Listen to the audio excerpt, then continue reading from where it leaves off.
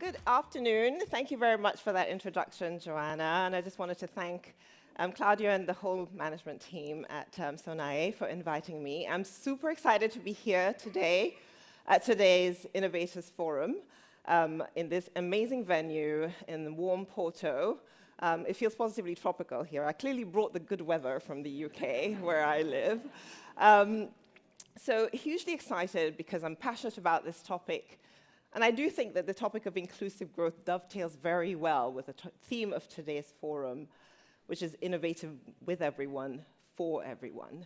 So a few words about myself. As Joanna mentioned, I spent most of my career at McKinsey & Company, where I did a lot of strategy work, economic research, serving clients in healthcare and other topics, and then mostly pivoted to diversity and inclusion, where I've done a lot of research, including the Diversity Matters research, which I had the privilege to co-lead and which I'll share some of the findings with you. Also supporting the firm with its own internal diversity and inclusion efforts, continuing to support clients, and doing very, very inspiring social impact work. So a scope which is very similar to what Sonae is doing, and it's just very exciting and inspiring to see, as one of the leaders in this space, that you're continuing your commitment to the field of diversity and inclusion. So 4 things I would like to cover with you today regarding inclusive growth, primarily around the evidence base for inclusive growth. So starting with the definition, what do we mean by inclusive growth, and how does that differ from DE&I? Secondly, what is the evidence base? What does the data say? Thirdly, just a very quick vignette around, well, where are we today? You've heard from Claudia, there's some pushback. What have been the hits? What are misses? And what is the prospects for the field going forward?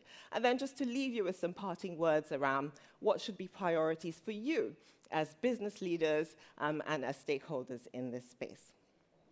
So let's start with the definition. What do we mean by inclusive growth? So inclusive growth, economic growth that combines increased prosperity with greater equality, creating opportunities for all segments of the population and distributing the benefits fairly. For me, it really highlights 3 things. So the first is around growth and value creation. That's got to be the primary focus. So it's about business growth, it's about GDP growth at the whole economy level, and at the individual level, it's about growth in wages and about the economic empowerment for individuals and their families. Second theme, equality of opportunity. This is about addressing the persistent gaps in economic outcomes for underrepresented groups as well as everyone else. It's really about leveling the playing field at an economic level, giving everyone who wishes to the ability to contribute to growth and prosperity in the economy. The third piece for me is around fair and equitable distribution. So this is very much the social impact. So if this is the definition, what is the scope? So the scope is essentially that inclusive growth goes beyond the traditional view of thinking about diversity and inclusion. It goes beyond thinking only about a company's workforce to thinking about what business the company does, how it does that, and with whom it does that. So it's very much taking into consideration the wider stakeholder landscape. And it goes even further than that and looks at the wider economic and social impact. So starting with classic DEI, what I call classic DEI and belonging, at the top. So the scope of that is very much what we are all familiar with. Seeking fairer share representation, inclusive recruitment and advancement policies, what I call genuine meritocracy, a culture of inclusion, psychological safety and belonging, pay equity, all of which are underpinned by robust data and people analytics. So going beyond that to inclusive economic opportunity, it's very much taking a supply chain lens. So it's thinking about how you can create economic value as a company across your entire supply chain.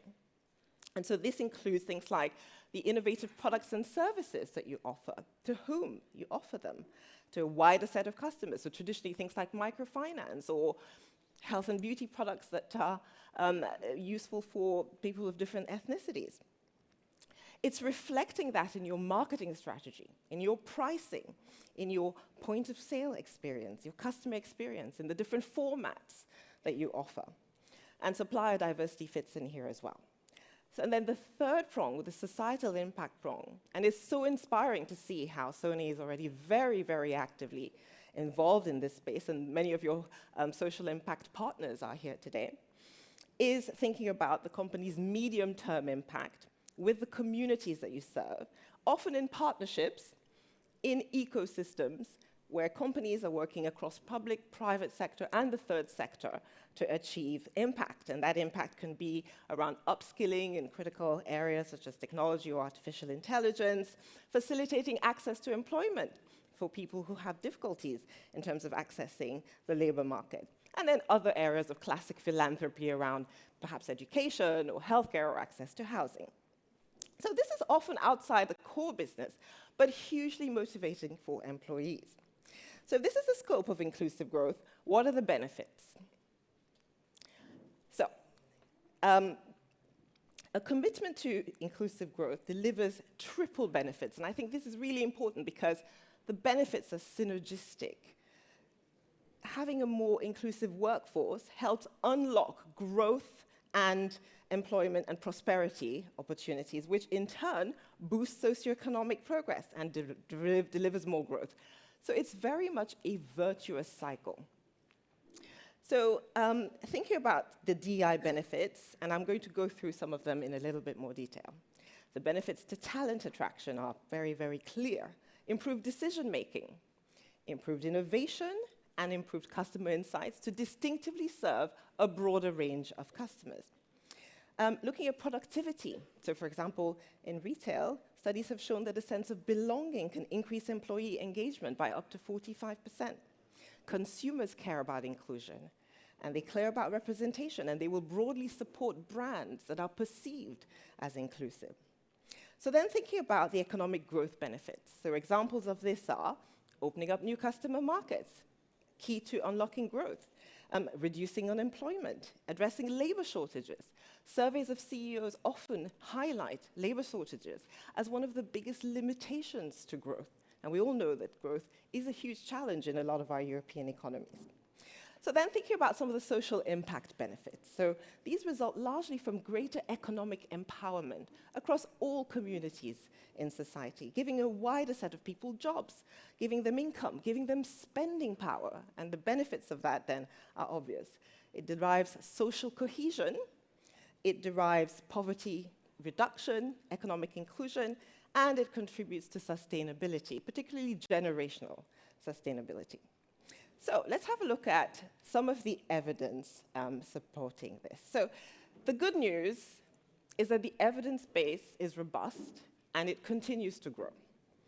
And it's been covered now by a number of different types of organizations. As I mentioned earlier, I've been working for a consultancy, McKinsey, who has been contributing considerably to the evidence base. Other consultancies as well, academia, non-governmental organizations like the OECD, or the World Economic Forum. So the evidence base is growing. The evidence base for diversity and financial performance, which I'll talk a little bit more about, which I've had the privilege of contributing to, is strong, particularly for diverse representation in leadership, and I'll talk a little bit more about that. The evidence for innovation, for talent and problem solving is also very strong, and I'll talk about that as well. And then finally, there's a real sense for around what interventions work and what approaches work. And it's pretty clear that it's not enough to just have a program. It's really important to be very thoughtful about aligning that with your business strategy and your business priorities and empowering individuals, particularly in relation to inclusive leadership. So I'll talk a bit about that as well. So to give you a flavor of the evidence base, let's start with the link between diversity and decision making. So there's been a lot of research in this area, published in various publications, including, for example, a lot in Harvard Business Review, that show that diverse teams are able to make better quality decisions, they're able to make them faster, and they're to do so in a much more fact-based manner, which avoids what is called groupthink, And it's essentially because you have to basically engage with the data. There is friction. It is often more challenging, but the quality of the decisions that result is stronger. I'm just going to give you a little vignette from a report by Cloverpop that looks at the quality of decision-making and compares it among teams with different levels of diversity. As you're going along that arrow, they're adding more dimensions of diversity: gender, age, gender, and then ending up with age, gender, and geographic or nationality diversity. And what you can see is that the most diverse teams make higher quality decisions 87% of the time, in comparison to homogeneous teams, which make quality decisions only 58% of the time.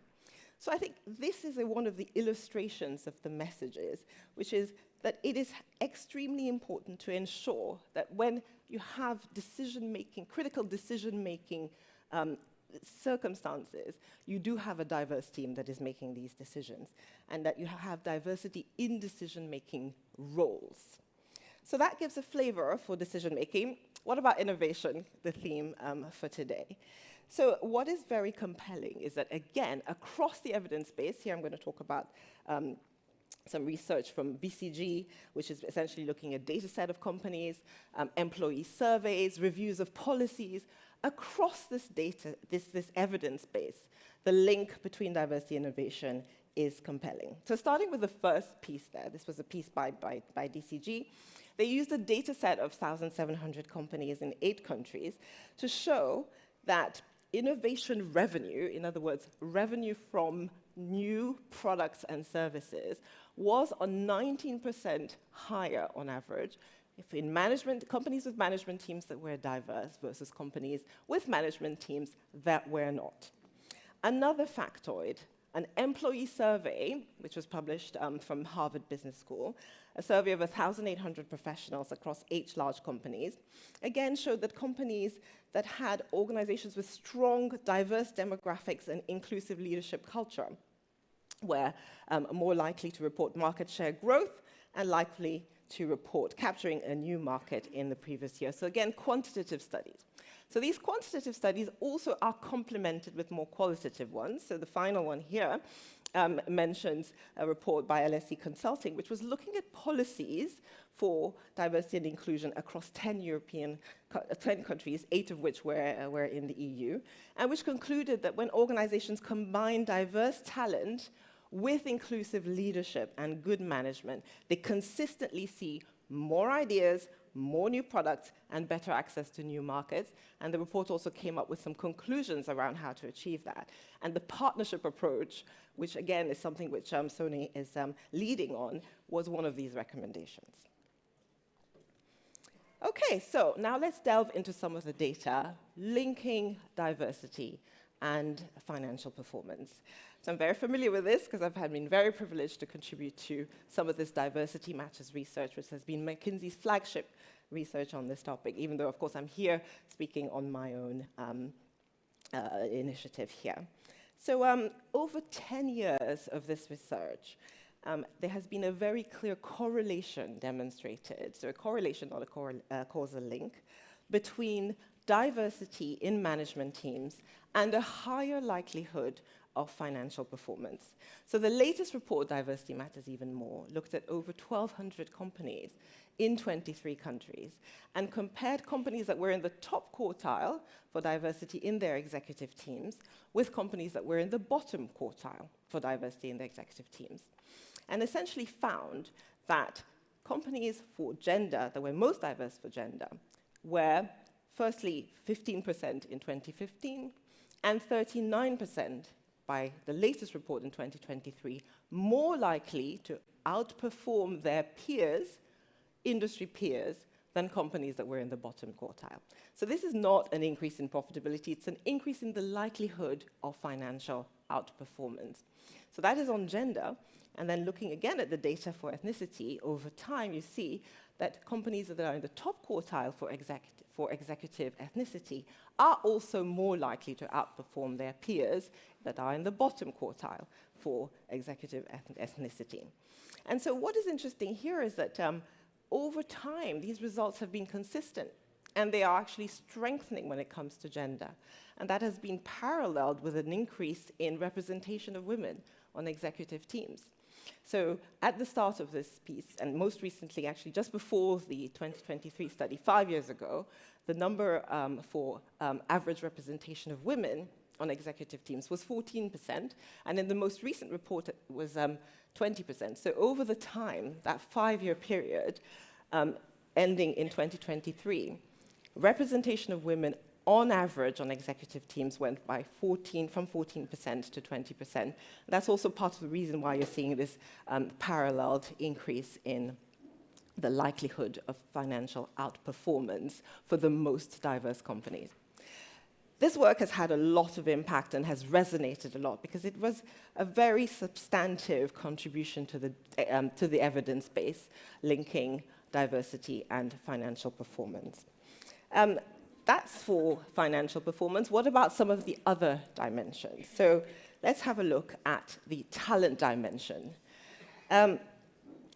This is another piece of work which I had the privilege of working with when I was at McKinsey, and it's specifically making the case that there is an opportunity to add to economic growth from tapping through talent pools which are potentially non-traditional.